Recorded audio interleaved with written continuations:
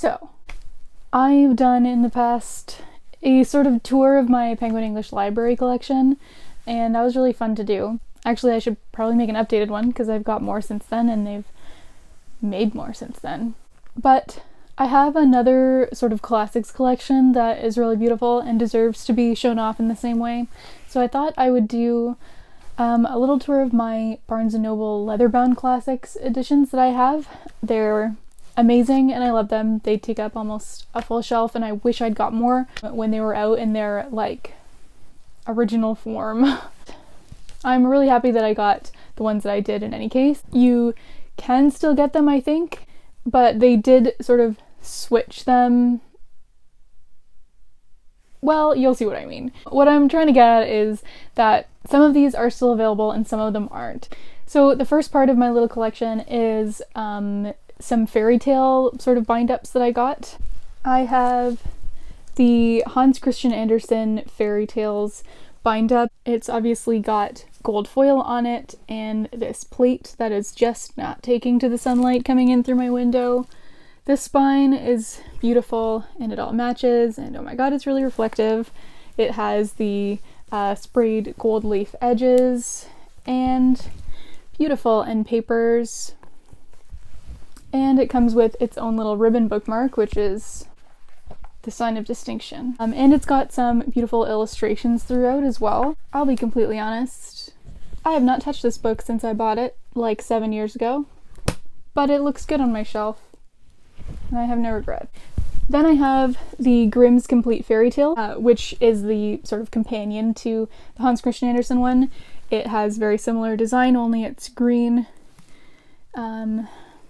with the foiling and the very reflective picture that doesn't like being in frame, the ribbon bookmark, the gold sprayed edges, and beautiful end papers. This one, okay, this one I actually started reading. I made it a whopping 14 pages into this.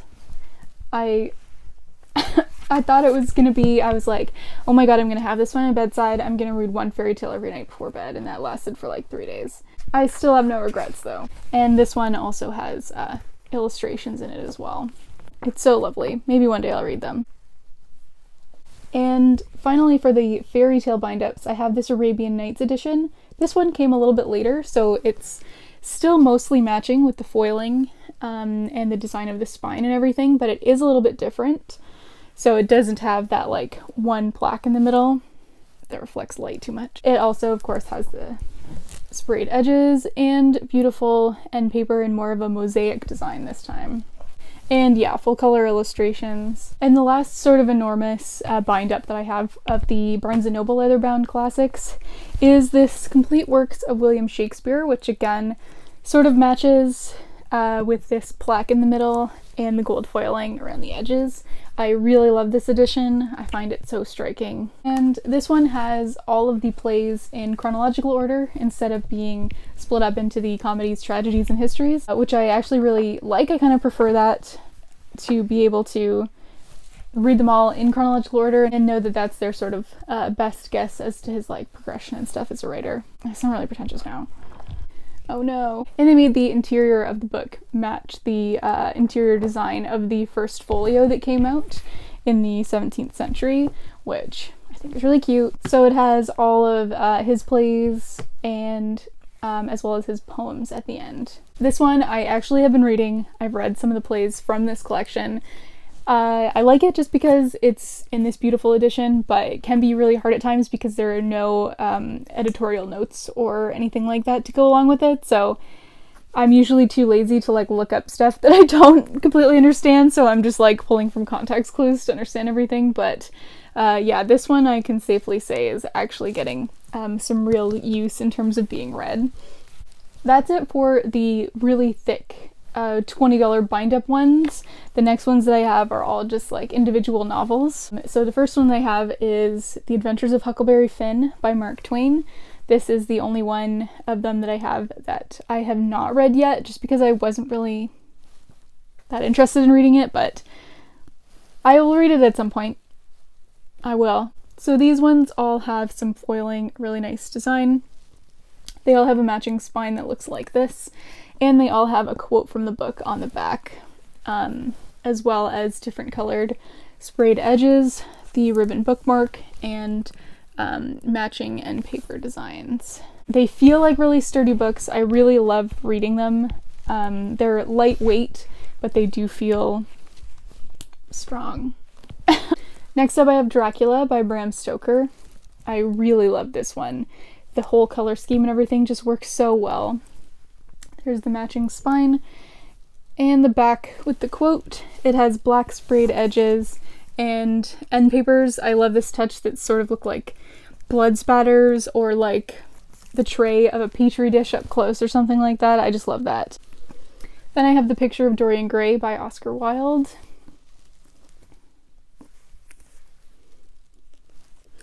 It has green sprayed edges, which was kind of a choice, but I still like it. Here's the end papers. It will forever pain me that they didn't make all of Jane Austen's books into these editions. They only made 3 and I only have 2. But the first one is Sense and Sensibility by Jane Austen. Oh my gosh, that's so reflective. It has, it might look gold on camera, but these are actually just yellow. And here are the end papers. And of course, Pride and Prejudice by Jane Austen.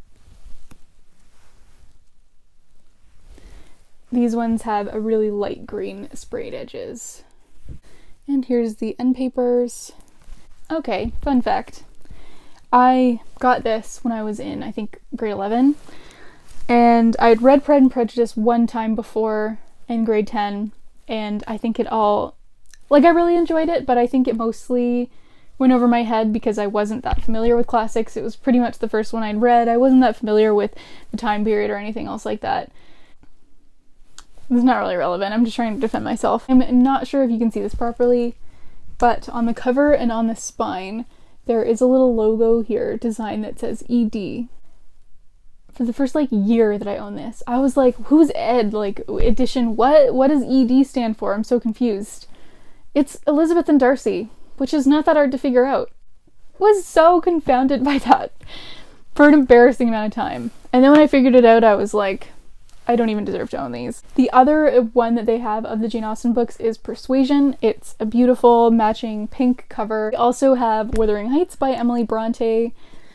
And again, I love when they can sort of tie in the material the way that they did with Dracula. So you have these plants that you picture as being on the moors or being at one of the estates. Here's the end papers for this one, and these sort of moody purple end papers as well. And the other Bronte book that they had was Jane Eyre by Charlotte Bronte. They really made it match sort of the story as well with the kind of gothic look that it has and the candlestick sort of motif going on. I kind of love this because it makes this book look so chunky, even though it's just over 500 pages, but each page is just so thick. It's like the opposite of those Bible pages that they use for really thick fantasy, but I love it. And here's the end papers for this one, and it's this red sprayed edges look going on for this one. So after I had that part of the collection, tragedy struck. They started to change how they made them. I don't know why. I don't know wherefore, but these last two I got The Scarlet Letter and Frankenstein. They are no longer that thick, stiff leather coverings anymore. They're these more, they're bendy, and they're a matte cover. I'm just losing my entire vocabulary. I'm not even sure how to describe them, but the other ones were more leather over board kind of thing. And they were more glossy, but these ones just feel like they're just pieces of leather, like beef jerky. And it's super matte. I'm bitter that I didn't get them in the hardback edition, but I'm not mad that I have these ones because they do still match and they are still beautiful. They still have the foiling and stuff like that, and the sprayed edges, and even the end paper. And Frankenstein is the other one. It's also kind of nice that those two match in their color scheme and everything. And I just love the cover on this one. And the lightning motif extends to the back. And the spine, it's so lovely. It's got the red sprayed edges as well. And again, with that sort of like petri dish blood splatter vibe that it has. That's my whole Barnes Noble Leatherbound Classics Edition collection. Even the last two are sort of the outliers. And I think that if you look for them now, they only have that kind, that sort of like matte beef jerky version of them. I hope you enjoyed this video. It was kind of a mess and a little more anecdotal than I thought it was going to be, but these editions are so beautiful and I love having them on my shelves. I just thought I would share the love and do a little walkthrough of them, especially since they're harder to find these days. Thanks so much for watching. Let me know if you were able to snag any of the original hardback leatherbound versions. And I'll have all my Goodreads and links and stuff in the description bar. Thanks for watching.